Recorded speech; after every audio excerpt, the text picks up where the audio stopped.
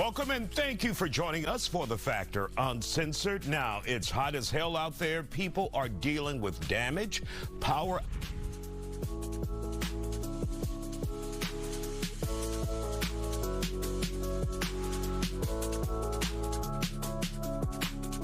We're not talking about on the thermostat. People are really upset in the tough conditions after Beryl.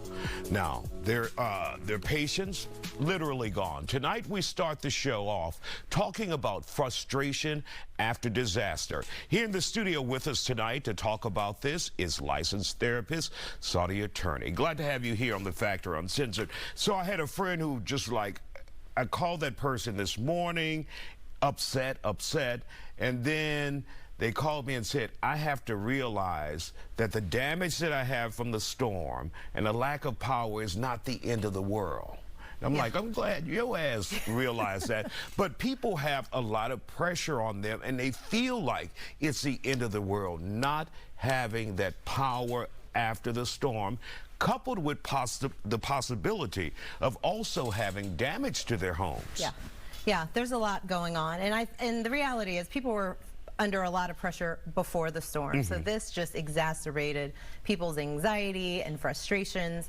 And we go into survival mode when things like this happen. There's a huge stress response. And when we're under stress, we think just about ourselves, just about our problems, and we have a very limited view, right? So it's helpful to talk to a friend that can give you perspective. Like I was talking to my husband today, I'm like, okay, my first world problems, here I go, I'm gonna vent, because it's helpful to have that perspective that it's not the end of the world, because stress puts you in that tunnel vision that makes you think this is the worst thing that's ever gonna happen to me.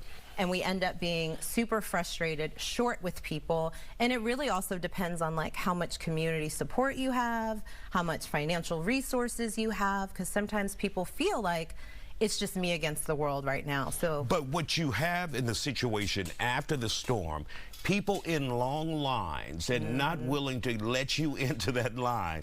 Long lines at the grocery store where they're elbowing you because everyone feels like it's the end of the world and they need to get what they need. Absolutely. So there's like two things that happen, right?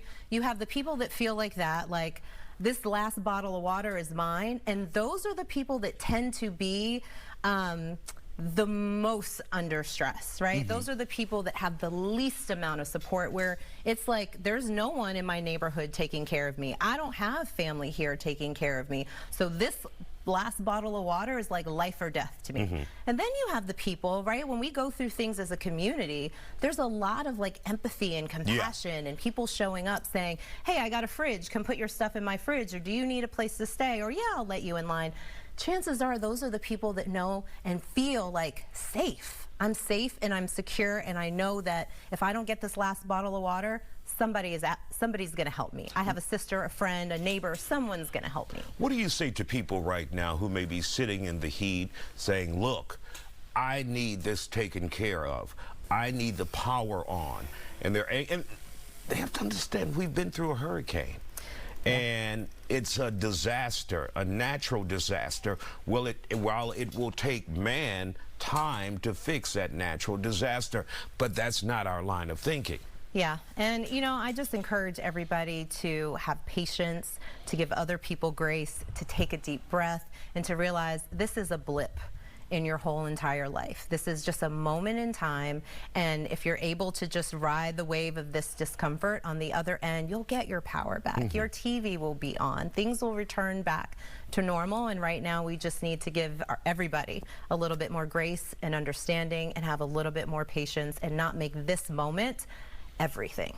And who would be the best person to pull that person aside, that individual aside, and say, this is the advice you need. It's not the end of the world. This is a blip.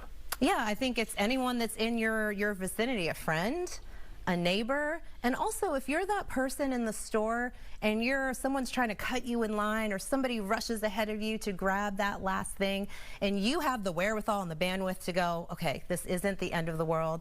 You never know what that person's going through. Sometimes it's okay to just give them grace and let them have it. right? And you're right. You never know what someone else is going through. And that makes a huge difference in any potential confrontation. Absolutely, absolutely. You don't want to get into that altercation in the grocery store that 2 weeks from now you're going to be like, why did I do that, right? And for the person that is truly in survival, for the person that is struggling, that feels like I don't have this neighborhood support, I don't have another lifeline, I do feel like it's me against the world right now. Just know how you approach situations. People will be more inclined to help you out. People will be more inclined to let you have that last roll of toilet paper or offer you support if you approach the situation with kindness and not aggression and attitude. Now, if you're going home tonight and there is no power there, how do you deal with that? That's my personal problem. But I turn it into a camping trip. You know, I'm like, I'm having fun. I got a light, I got a tablet, you know. You have to make it as fun as possible, sleep in as little clothes, if any, as possible, and just ride it out. Like, we've been through harder things as a community. We'll make it through this as well. All right, Saudi Attorney, thank you for joining us and for that valuable advice. Hopefully, you guys can call someone who may not have power tonight and tell them how to deal with this post-barrel frustration that's out there, because a lot of people are ticked off.